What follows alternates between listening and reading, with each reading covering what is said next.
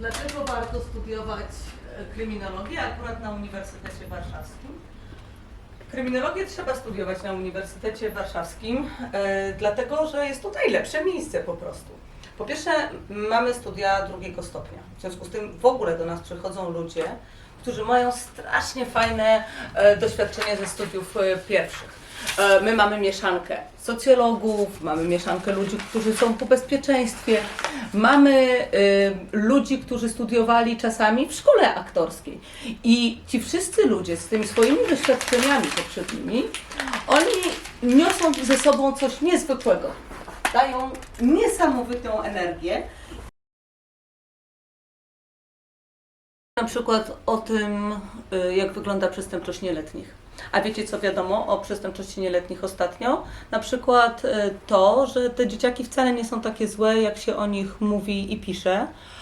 Na przykład nasze badania pokazują, że ostatnio jest coraz więcej dzieciaków, które są skazywane przez sądy. Sądy reagują na ich zachowania dewiacyjne, czyli picie alkoholu, czasami korzystanie z narkotyków, bardzo często po prostu niechodzenie do szkoły czy chodzenie na wagary. A znacznie rzadziej niż 15, 20 czy 30 lat temu sądy reagują w sprawie popełniania czynów karalnych, czyli przestępstw tak naprawdę. To znaczy, że w sumie dzieciaki zachowują się dzisiaj lepiej niż zachowywały się kiedyś. Bardzo fajna rzecz też dotycząca przestępczości nieletnich jest taka, że strasznie zamyka się różnica między dziewczynkami a chłopcami. Oczywiście cały czas jest tak, że dziewczyny popełniają mniej przestępstw niż chłopcy, ale ta różnica staje się coraz mniejsza. Około 25% wszystkich czynów nieletnich, karalnych, to są czyny dziewcząt. 1/3 czynów dewiacyjnych, czyli właśnie tego picia alkoholu na przykład, czy niechodzenia do szkoły, to są czyny dziewcząt.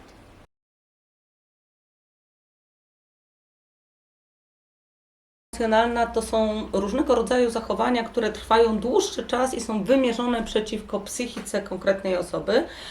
I do tych zachowań zaliczamy stalking na przykład, czyli nękanie. Na tle emocjonalnym zaliczamy tutaj bullying, czyli nękanie, znęcanie się szkolne, mobbing, czyli przemoc, która następuje w miejscu pracy albo w jakimś innym miejscu, jak na przykład klub sportowy.